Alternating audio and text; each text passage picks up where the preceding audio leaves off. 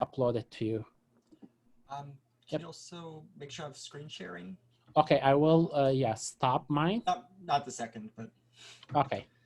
All right. I'm gonna make you a co-host, just like, yeah, thank you for the reminder. Yeah. How do I like, yeah, I just wanna, am I still like screen sharing or no? Yeah. Okay, I'm just like trying to stop screen sharing. How do I do that? Maybe you wanna start like screen share, like unless, okay. If you. Just share, no. I think at the top it's stop. Or maybe at the screen share button. It says only, it says new share. Okay, Thomas, like you wanna share, because when you share, it takes over, so. Yeah, I can't right now. I guess you have to make me. Okay, let me make you, okay. Co-host. All right, you're a co-host now. Okay, yep, I got it. That's my email. So, welcome everyone. I'm Thomas Cleary. I'm from the library, and yeah, like Sahil said, we'll be going over library research today, and I'm going to introduce you guys to the topic of cultural competence. So what we'll do is we'll start off with the video to introduce cultural competence. When you're watching the video, just keep an ear out for different keywords that you either might be interested in looking at, and think about how cultural competence might relate to the specialization you're focusing on in the health sciences, whether it's like nursing, occupational therapy, or vet tech. And think about how that might play a role in the workplace there.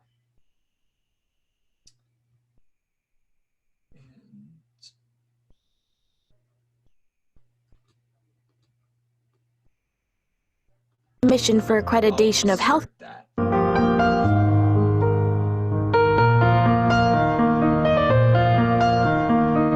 Governmental regulations and the Joint Commission for Accreditation of Healthcare Organizations, JCAHO, require that all healthcare facilities practice culturally competent care.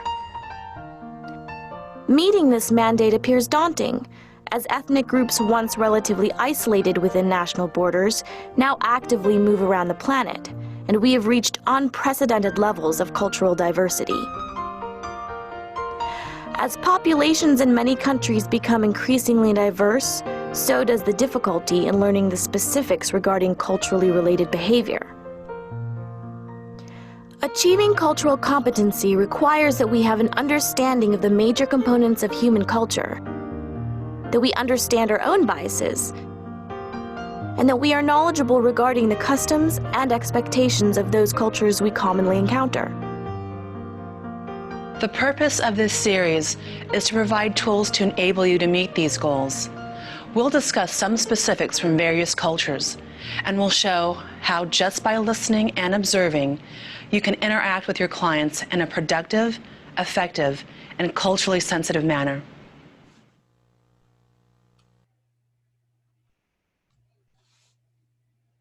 Traditionally, culture is viewed as being related to race, religion, language, and country of origin. However, cultures contain many divergent groups called subcultures, which directly affect how people think, act, and view others. These subcultures include occupation, economic or social class, age group, and political affiliations. People also find themselves grouped because of the presence of physical disabilities, deformities, developmental delays, or physical or mental illnesses. Sometimes it's easier to see our differences rather than see what makes us alike. This woman is 30 years old and unmarried. She is Vietnamese, born in Saigon. This man is 45 years old, married with grown children. He is African American and was born in Los Angeles. It is hard to imagine that these two individuals have any common ground. However, they are both physicians who work in a major medical center. Hey, I didn't know you were here today. I'm just checking out one of the patients. They share an enormous amount of knowledge and experience. This woman is in her mid-30s and paraplegic from a spinal defect. She has had multiple surgeries. Though intellectually normal, frequent hospitalizations have interrupted her attempts to complete training programs and left her dependent on public assistance. She is politically active on behalf of those with physical and cognitive disabilities. This woman is 46 years of age and in excellent health. She has a master's degree, is a successful real estate broker, and is politically indifferent. These two women appear to be poles apart, with no common ground until you realize they are both single mothers. But the real question is, how do our individual attributes and experiences impact our ability to live and work together? Increasing cultural diversity makes effective communication more challenging. In healthcare, the difficulty is increased because we see people at their most vulnerable. People of all ethnicities, ideologies, and economic levels come to us because they're sick or injured. They're frequently frightened and may also be in pain. When a patient has a cultural orientation that's different than our own, we may find that techniques we normally employ during interactions are less effective or simply don't work. All human beings have beliefs and biases based on both cultural heritage and life experiences. These can become filters through which others are viewed. Acceptance of this is the first step in learning to work effectively in a multicultural environment. For the healthcare worker, this is particularly important. Every day, we are called upon to assess and work with people from diverse political, religious, and social beliefs, as well as ethnic and economic backgrounds. Their only true commonality is they need healthcare. That was the video.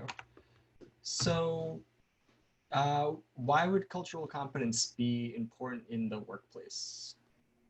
Excuse me, Thomas, can you just like reintroduce yourself very quickly for the students who just got in? Yeah, sure. Yep, appreciate it. Yeah, so for the people that just got here, again, I'm Thomas Cleary. I'm a librarian at LaGuardia. And today we're going over how to do research with some of the databases. And one of the databases for your assignment, and how to evaluate academic articles too. The topic was introduced in the video. It's cultural competence. And the idea is that you're watching this video and you're keeping in mind how this relates to the field you want to specialize in, and any interesting things sort of that popped out they might want to research a bit more.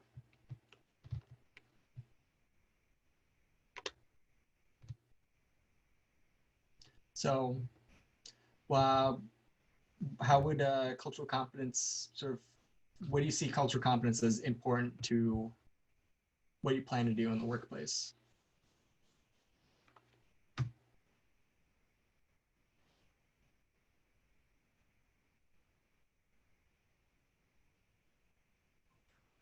It helps you be more professional and speak with, have compassion when speaking with other groups of people. Yeah, that's definitely one thing. Better patients would have a better experience.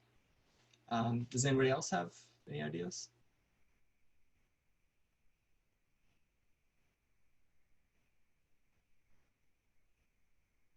All right. The other part is that, especially in New York City, you're going to be dealing, I mean, in your own class, you deal with lots of different people from lots of different backgrounds.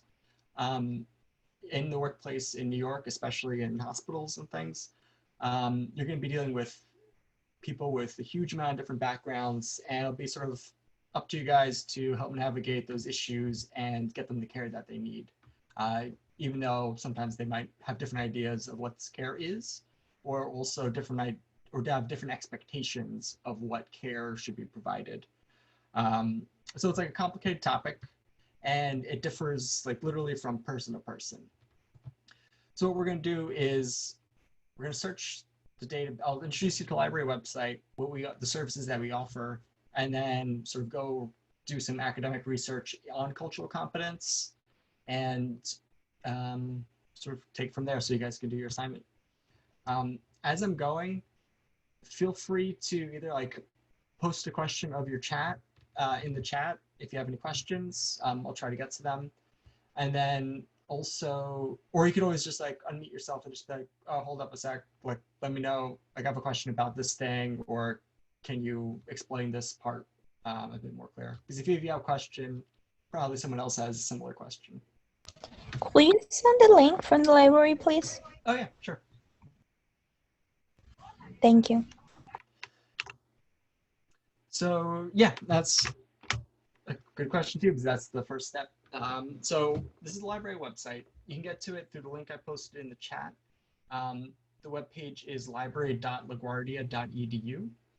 You can also get to the library website if you go to laguardia.edu. We have the link up there in the top right. And it's also available in My LaGuardia. So if you sign into My LaGuardia on the dashboard there, it's, I don't know where exactly, but it's somewhere there in one of the columns. It might be Library Resource Center. Right now, our services are a little bit different than normal. Normally, you'd be able to come to us to like check out textbooks, check out laptops, use printers, computers, but we're fully online for this semester. We have some different tabs at the top for just sort of siloing different information. So you know, like, oh, I'm a student, I should check out the student section. We also have this Get Help section. And the Get Help section is mostly involving research. The first section, the first link there is Ask a Librarian. That opens up a page straight to our chat. We normally, you'd walk into the library and there'd be 2 librarian staff there ready to answer any of your questions. Right now we're switched that over to chat. So we have people sort of type in your name if you want, or just hit start chat and you can ask us a question.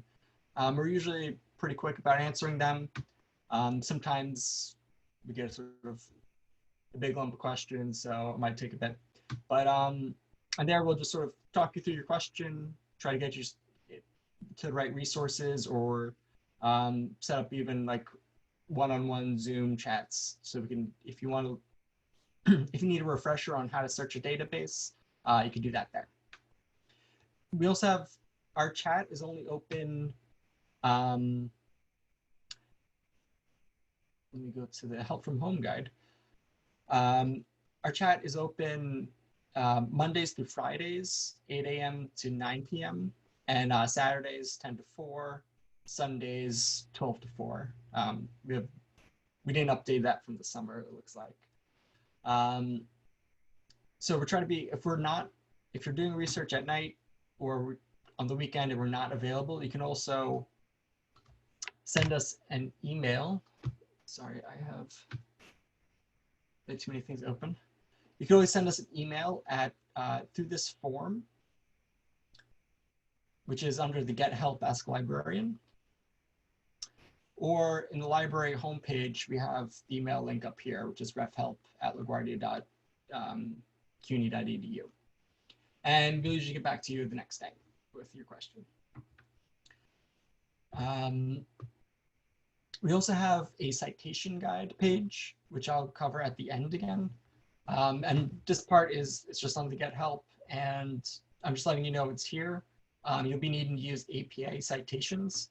And this page here is just a big list of different examples that you can use to make your own citations or check your citations. And it'll be really important to check your citations. I'll explain that a little better why later. So you might be wondering why you need to use the library or why your assignment is pointing us to the library. As a librarian, I'm like, yeah, it's great. It's important to use us. We offer different services that you might find if you're doing a search on Google though.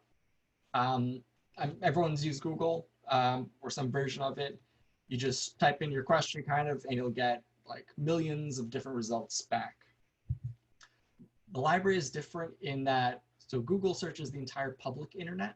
So news sites, government sites, anything that's really up there for free, and usually commercial websites. What we do as a library, we give you access to databases and other like encyclopedias that are normally behind paywalls.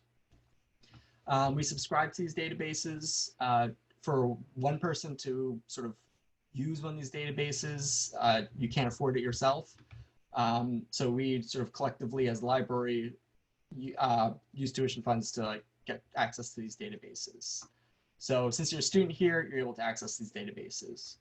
And same with anyone who's at the college.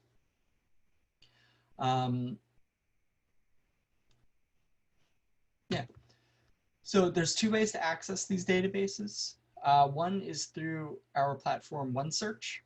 This searches, as it describes here in the middle of the page, it searches across multiple databases. So it's going to search all of our databases, all the encyclopedias, and all the books that we have on your topic. It's a little bit more similar to Google in that you'll get a lot of search results back, but that doesn't necessarily mean you want to start there. If you're looking up a book title, I definitely say you should use OneSearch because that'll be an easy way to get to your book. But if you're doing research on like cultural competence, you're going to get lost. It's going to be too many results and you're not going to be sure you're getting the right type of resource. In the assignment, and this is not just for this class, but for other classes too, you might be asked for peer-reviewed articles or academic articles. And OneSearch will include those, but it won't necessarily bring you those right away. But we do have a section for that to sort of narrow down your search. That is this databases, articles, and books online section. This is sort of like the first step to what like we call building up research skills. It's just that like the research skill is like, I know where to go for my type of research. And to help you out with that, in this databases section, we have all these databases, they specialize in different topics. You have some specializing in medicine, other ones specializing in arts, other ones specializing in history. And we have them listed some alphabetically, but this subject section is generally the most helpful. We also have some quick links if you're familiar with some of them already. But if you click on the subject section, you'll see that we listed all the databases according to subject, and we laid the subjects to different programs at LaGuardia. So you can go like, okay, I'm in health sciences class, I should use a health sciences database. So you look for health and nursing in this list, and you're able to get to those databases. You can also do that for any class that you're in. Just be like, oh, I'm in a business class. Well, let's click the business link, and I'll bring up the databases. So I clicked on the health and nursing section. And before I get a bit too into it, I encourage you guys to follow along on your own computers, even if you're not looking at the screen, but you're like on the internet trying to like copy what I'm doing. Part of this session is also like, they might have some more questions doing it, or you might be able to end up a little bit more familiar at the end of the session than you would be otherwise. So in this, and if you guys need me to repeat anything, just feel free to let me know. So in this health and nursing section, we list some best choices. These are top 2 choices. For the assignment, we'll focus on CINAHL Complete. That is the database that specializes in nursing and allied health articles. PubMed is good. It's not working on my computer right now, so I need to check with the librarians to make sure it's working for them or whatever problem is happening. So if you try that one out and it doesn't work, like if you try anything out on the website and you hit some dead links, you can always ask us in chat to see what's happening too. But for CINAHL Complete, and we also have some other databases down here. That's the one we'll use for the assignment. So I'm going to click on that, and that'll bring you, and clicking on the links to databases will usually bring up this login screen. What I was saying before, that these things are subscription based, what this login screen is just doing is letting the website know that, yes, you're a student here. So if you see logins, use your student login to access it. So this brings us to this EBSCOhost page. Two things to point out. Well, one thing to point out is EBSCOhost is the company name. Sort of while CINAHL Complete over here, that's the database name. So it's sort of like, LaGuardia is part of CUNY. CUNY is like the bigger organization. LaGuardia is the specific college. It's sort of that similar. EBSCOhost is the company. CINAHL is the database. And it brings you up to the search bar. And this is sort of where you start your search. I like to start it off pretty simply. I usually do one search term and then will narrow down my search from there. And then after that, use some other tools to make the search even smaller. So the point of the assignment is to search cultural competence and then your major. So I'm just going to do cultural competence. And as you're typing it, you'll see that it will give you some different ideas or suggestions of what to search based off of what other people search in the database. Sometimes these are helpful. Sometimes they just give you some other ideas of things that you can research some more on your own. I'm just going to click on cultural competence to do that. And that starts the search.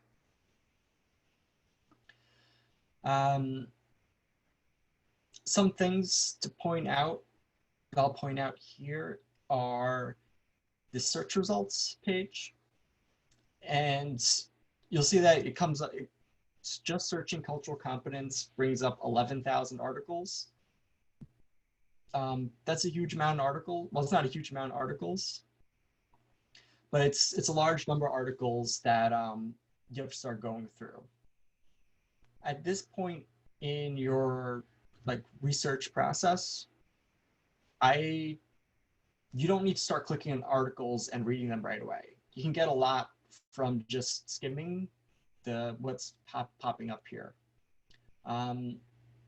For this first thing, it says, okay, it's talking about cultural competence. The word cultural competence is highlighted. Training into disability leadership programs. So you're like, okay, this article is going to talk a little bit about cultural competence and disability leadership. They also have the subjects section here. And these are just terms that the database tags these articles with, and just to give you some more insight into what else is in there. The second one is just talking about cultural competence in healthcare altogether. Sounds interesting, but that doesn't necessarily mean that it relates to your subject. This other one, it talks about, this number 3 talks about the Swedish version of cultural competence. Like, okay, great, but I'm not in Sweden. This doesn't really help me out that much. So already you get a sense there's a lot of different variety of articles that talk about cultural competence. And at this stage is when you want to start narrowing down your search. To do that, the easiest thing to do is click on Advanced Search here. It's just right underneath the search bar in the middle. And what Advanced Search does is that it gives you more tools to use in your search. And over here, I like to break up my searches sort of, you have a thesis statement or you have a topic in mind. The topic here is cultural competence and the major. And I just say okay, I'll do a search on cultural competence, then I'll add in the specialization here. I'll type in nursing. For your own assignments, type in whatever you feel relates to whatever job title or thing that relates to your field of interest the most. But I type in nursing because I want to show you guys how certain words in a search work out. So I'm going to click, instead of clicking on nursing at the top, I'm going to click on nurse or nurses or nursing. And I'll explain why. So first, take a step back. What we're doing in advanced search is we're doing a search on cultural competence and a search on nurse or nursing or nursing. And I stress the and because of this word and over here, right on that second search bar. What that word means is that it's going to connect, it's going to show you all the results that overlap between a search in cultural competence and a search in nursing. So you're sort of, it's like, think of it as a big Venn diagram and you're getting that slice in the middle. What this part with the nurse or nurses or nursing, what that does, that you're using the word or here to expand your search. And the word and narrows down your search. The word or expands it. And sometimes you want to expand it a little bit. In some academic papers, they might just only use the word nurse. And if you typed in nursing, that article wouldn't really come up.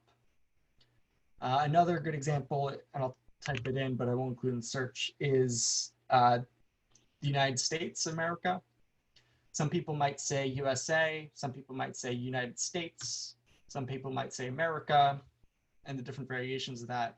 But they all usually are talking about the same place. So that or lets you sort of, in one line, search all the different variations of a topic. So I'll do a search now.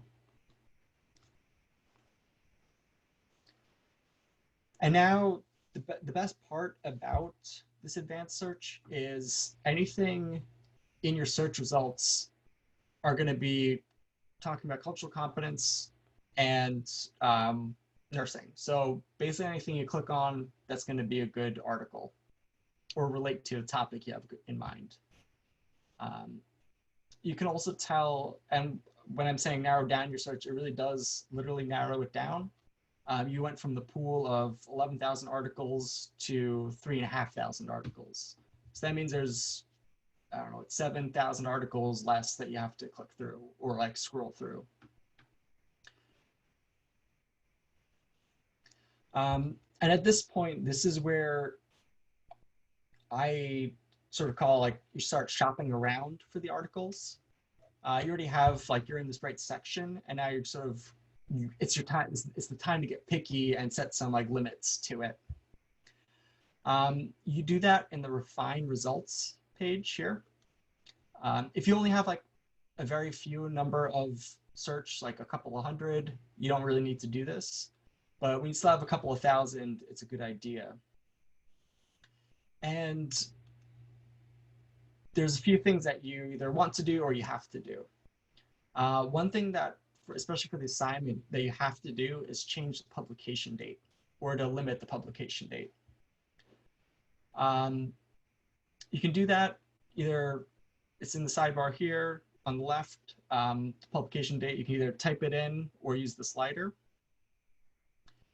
And you want to narrow it down to articles only within the last 5 years. Does anyone take a guess at why? Well, you are only allowed to look at you're only supposed to look at articles published in the last 5 years?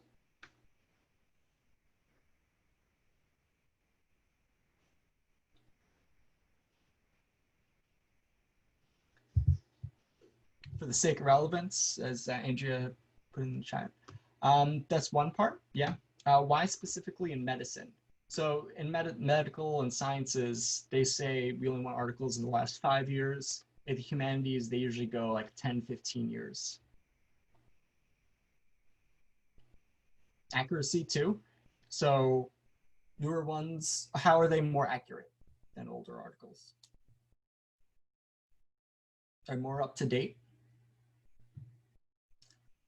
Yeah, that's, with combining accuracy and more up to date, that's really what makes that article relevant. Yeah, especially in medicine, it changes like depending on the topic, every few months, every few years. So you want to make sure that you're using the most recent practices, because they might sort of prove that older practices weren't as effective, or newer ones might be more safe for some different reasons for that. Especially as like viruses change all the time. It's sort of newer research sort of keeps up to date with that. And new medical findings happen frequently, and yeah, same type of thing. Yeah, so changing it to the last 5 years of articles, that it also narrows down the number of articles. In this case, you cut out 2,000 more articles, and I only have 1,000 articles to go through. That's a pretty great place to start. So if you're doing this on your own, I would say just like start scrolling through and clicking on things and sort of seeing what happens.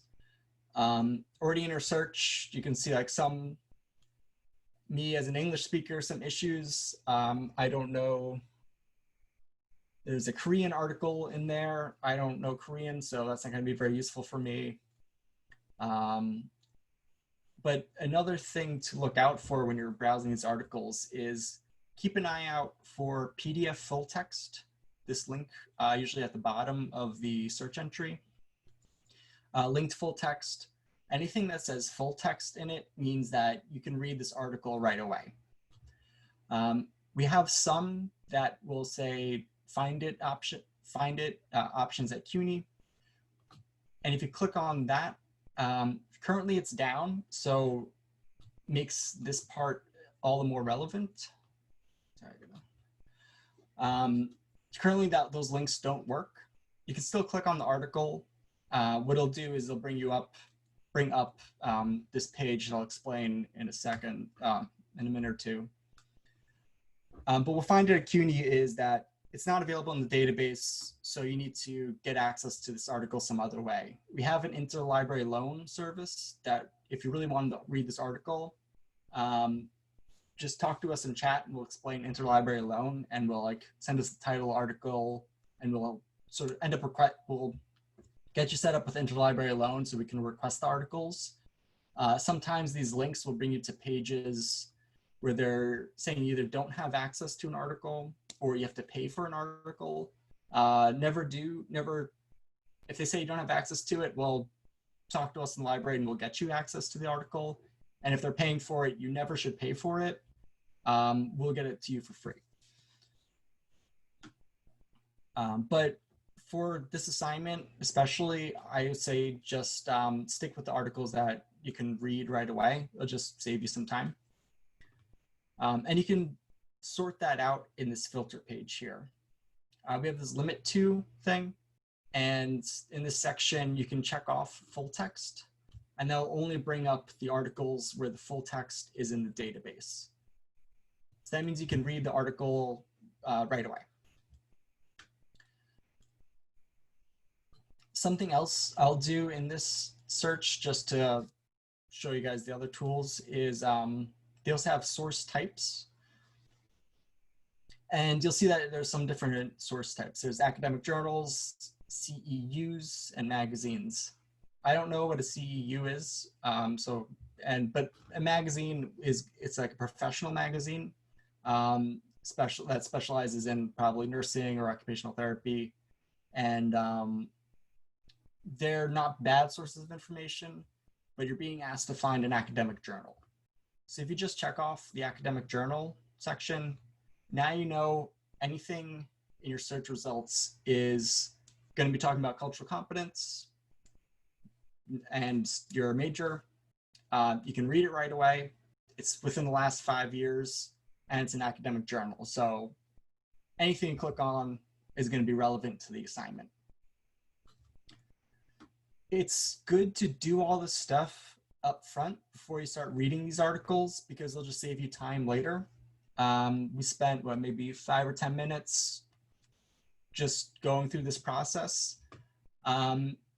It's something, as you do research more, you get more comfortable with. So if it takes you a bit longer the first few times, don't worry about it. That's just the learning experience. But now you don't have to worry about like clicking on the wrong article because, which might save you hours of time even. And you can also, if you're up for it, click around on some of these other sections just to see what they are. What I'll do, so at this point, we're sort of ready to go to the article. I'll click on the second link, Exploring Nursing Knowledge of Black American Diversity, just because I know it's going to be a good example to show you guys.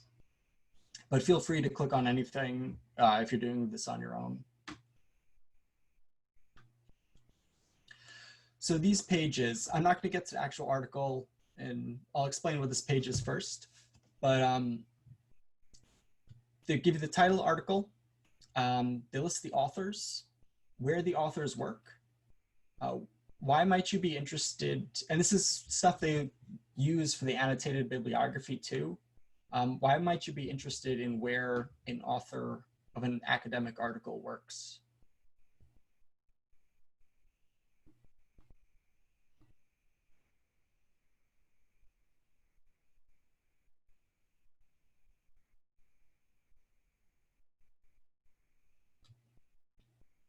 It's come up in the news a bunch for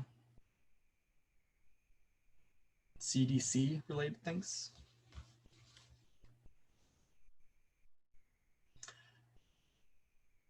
So the main reason why you'd be interested in where someone works is to see if they have the professional background to be writing this type of article. You can just quickly look, even in here they highlighted it. These people, they work at different nursing schools. So that means, okay, they are medical professionals. All right, it's talking about nursing, we're good to go. For the most part, it's always, you don't have to pay that much attention to it. It's helpful for writing why an article is important. So if you saw like in the affiliation, all these people were working for the tobacco industry, and there was an article about smoking, and they're saying smoking's great, smoke more cigarettes. You'd be like, well, that doesn't really match all this other medical research I know. Why are they writing this? Then you see that, oh, they work for this organization that's promoting it. Okay, so maybe this isn't the best research. Where someone works affects the bias of the article, and bias usually affects how the article is written and like the pros and cons of certain things. So lots of bias in the article, even if it's in your favor and it's something you support, is usually a bad thing in academic research. So, yeah, and even if like with the internet going things, if it sounds too good to be true, it's probably fake news or probably bad research. So other things that you might want to quickly look at are the subject terms. Like I said before, there are other terms that you either want to include in your search, like maybe you're not quite finding the articles you are looking for. You can always copy and paste some of these in there. You can also click on them and find out more. I clicked on cultural competence. Now it's going to bring up all the other articles tagged with cultural competence. Sometimes it helps you out, sometimes it doesn't. You can do that with anything that has the blue link looking things on here. But the important part of this page is the abstract. What an abstract is the part I highlighted, is that it's a short, usually about 200 to like 500 word paragraph that will describe the whole article. This is a pretty short article. You can find out how long an article is in the source section, and it's only 7 pages long, but what's better to read, 7 pages or a 200-word paragraph? Usually it's a 200-word paragraph because you'll understand right away. They'll introduce the topic, they will talk about their findings a tiny bit, and they'll give like a quick conclusion too. So you sort of get to the heart of what this article is about. And then you can decide after that if you want to read more about this topic or not. So even reading the first page of an article, say maybe it'll take you a few minutes, it's still longer than reading this abstract. So always skim the abstract, find out if an article is actually relevant to you, and then you can go on to the actual reading the article part. You can get to these articles in a few different ways. I'll go back. Sometimes they'll have that PDF full text section. Other times they'll have this linked full text. Linked full text means if you click on it, it'll bring you to another website where the article is actually written. And it'll be sometimes a bit slow. You'll know you landed on the page because they will all look kind of similar to this. They'll give you the title of the article again, and they'll start you off the abstract, the same authors, and they'll have this information bar, and then you just scroll down and you can start reading the article.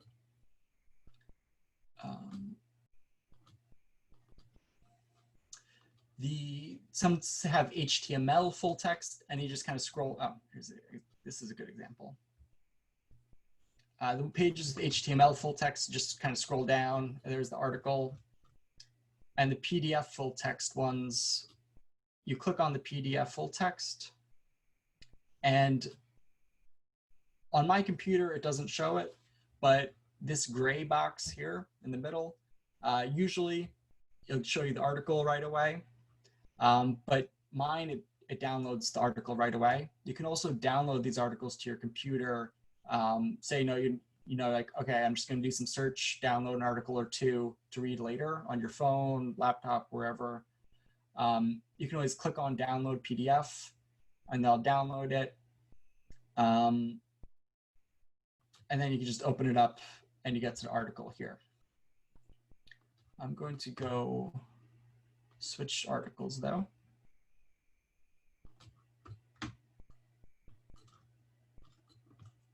So I'll go back to this one.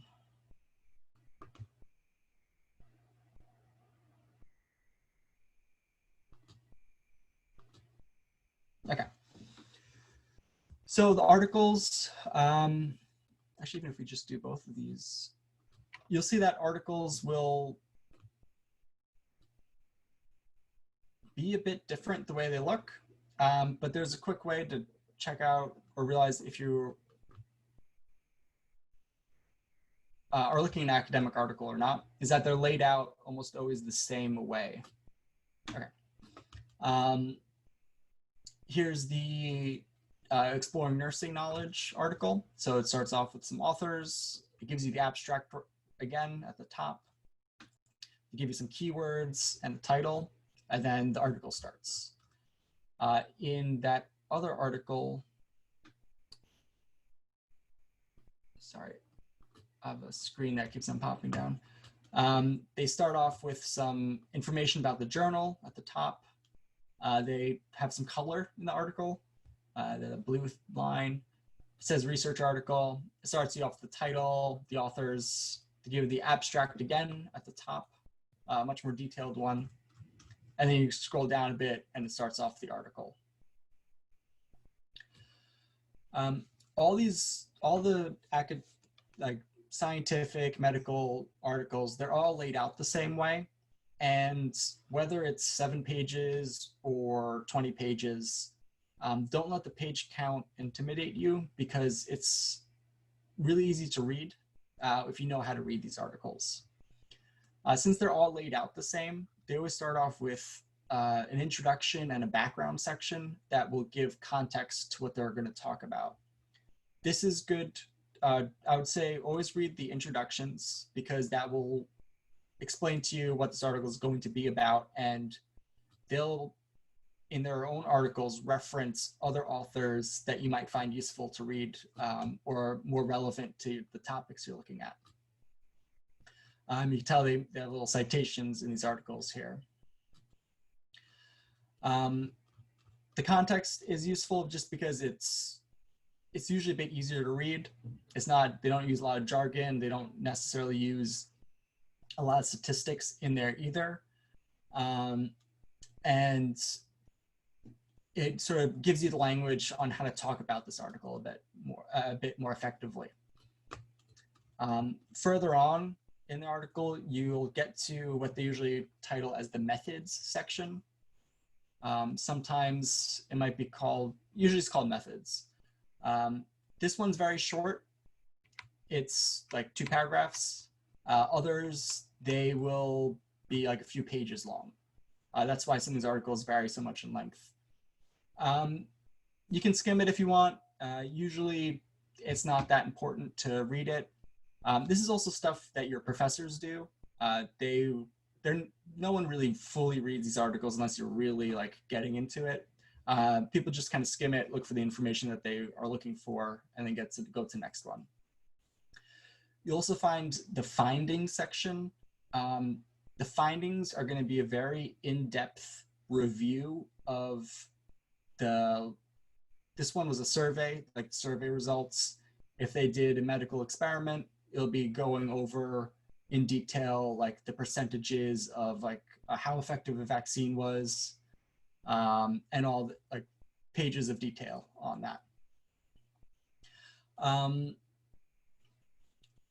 This one is actually very nicely set up with different headers. So you might want to, like, if you find something interesting in there, like read it, but you don't feel like you have to read the whole part of it, but definitely glance at it all. Like just check it out really quick. Because it'll help you writing about things also. But what's important to look at after the methods and after the findings is the discussion part.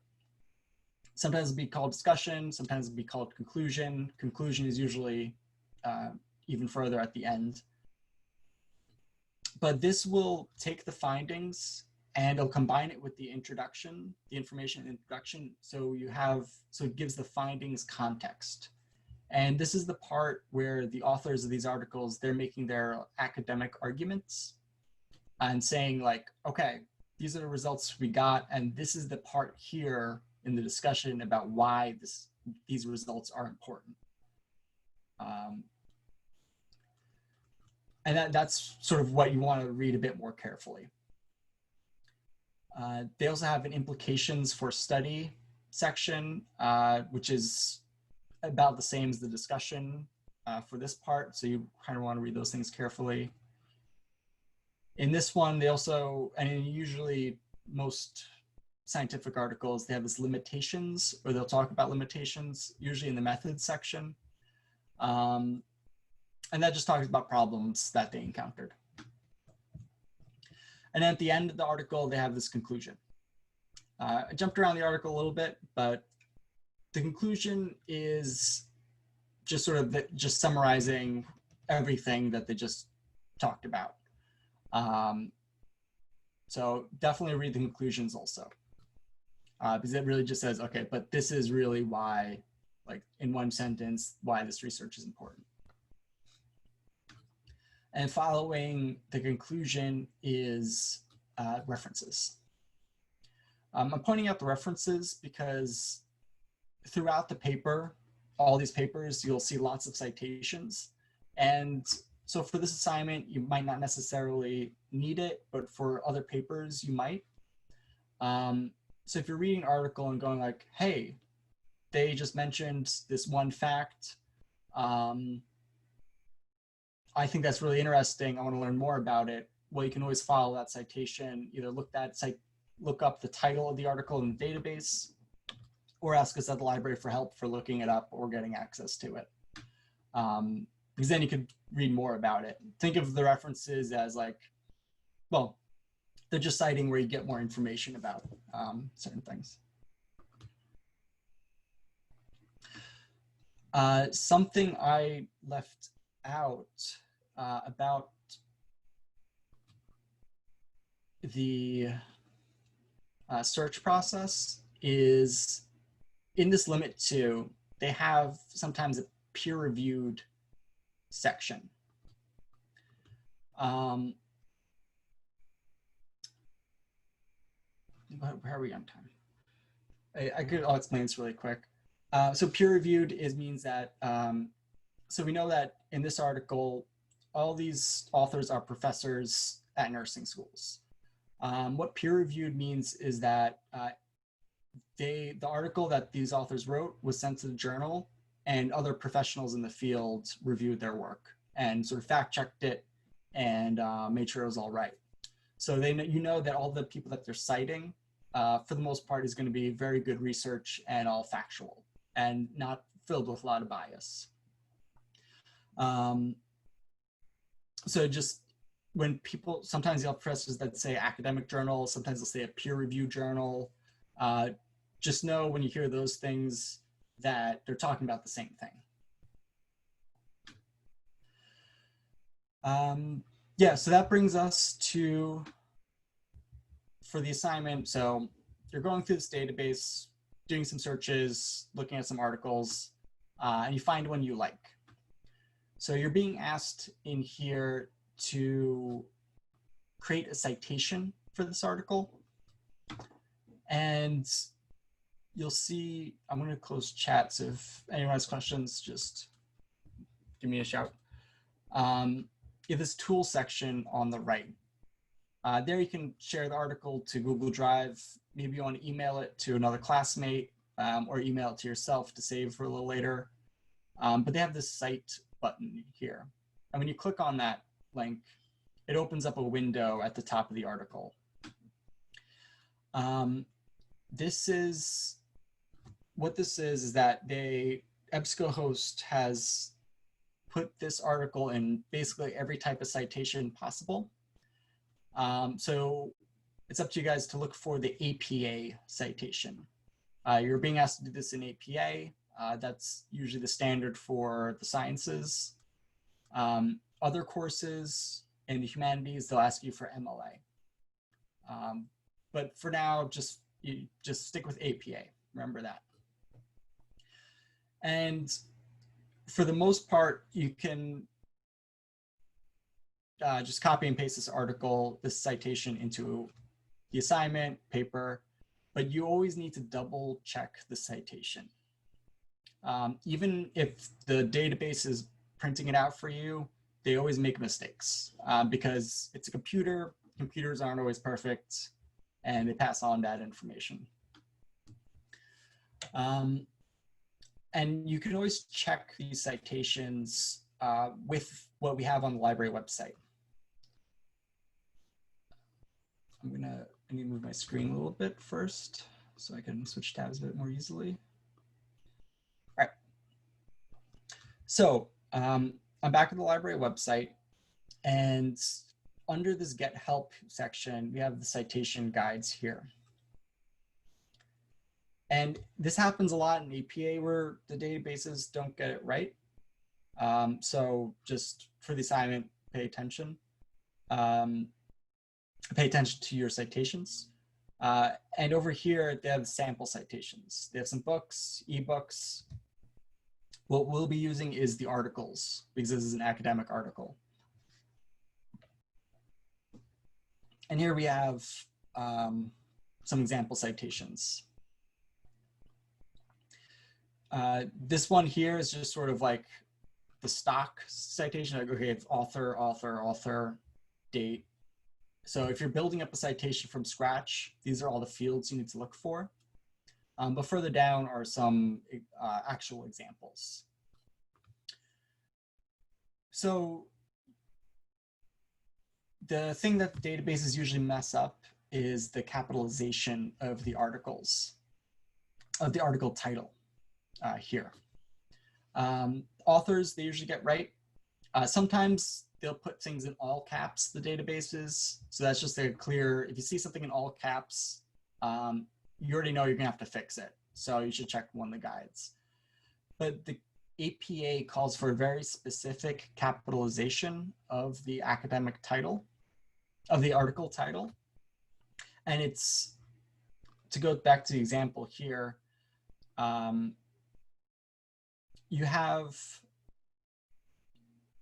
looking at this one, this is the article title. It starts off with the word obesity, and the first word is capitalized. The first letter of the word is capitalized, and then everything else is lowercase. In this other article title, the same thing, they do the same thing. But if there's a slight punctuation mark, like a colon, the next word is capitalized for occupational here. So APA says the first word of the title is capitalized. Basically everything else is, except for proper nouns, is lowercase. So looking at the citation they gave you in this article, you'll see that it has some issues because all the words are basically capitalized. So in this one, you need to keep exploring capitalized, change the N to a lowercase n for nursing, change knowledge to be lowercase.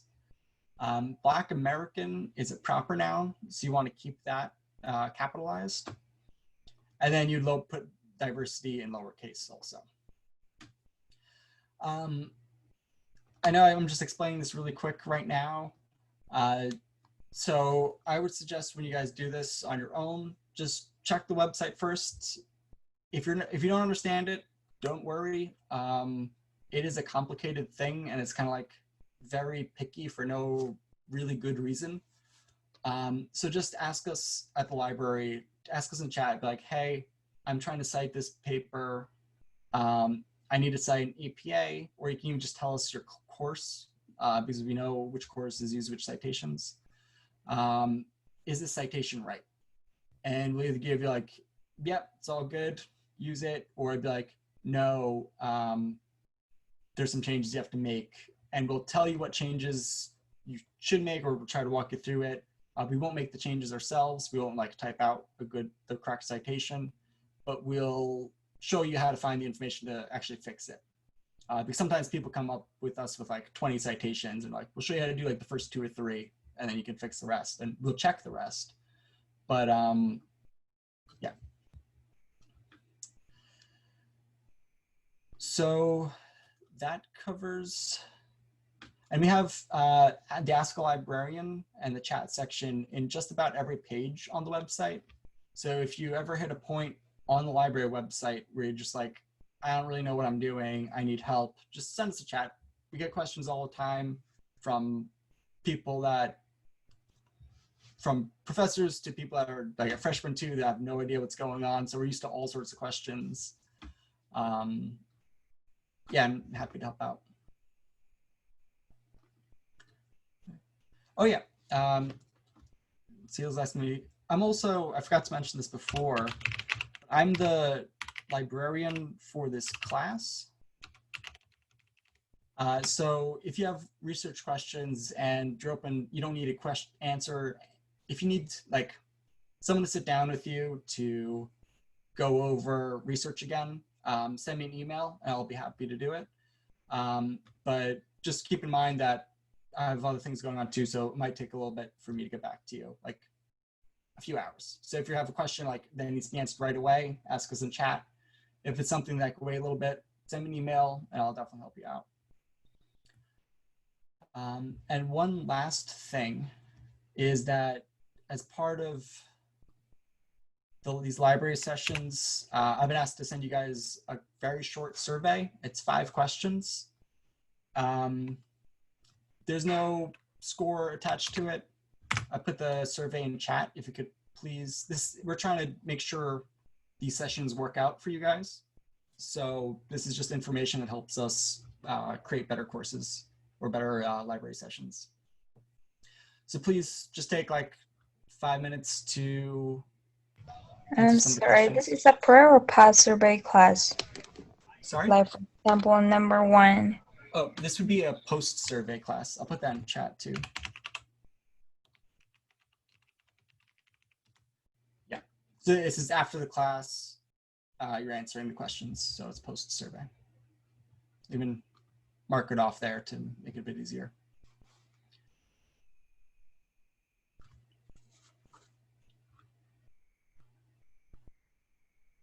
So if you have any questions, I still have a little bit of time.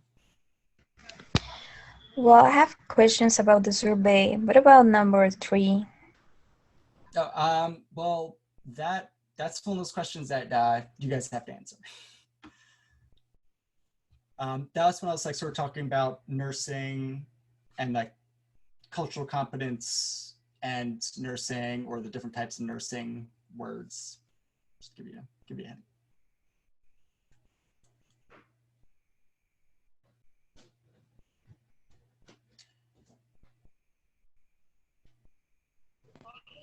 Excuse me?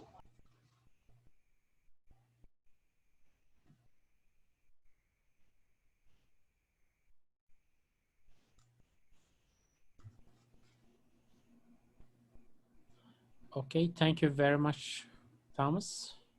Yeah, no problem. If you guys have questions, you can just ask him or put in the chat. And yeah, I guess like time is up. May they leave, Thomas, or like you want them to finish the?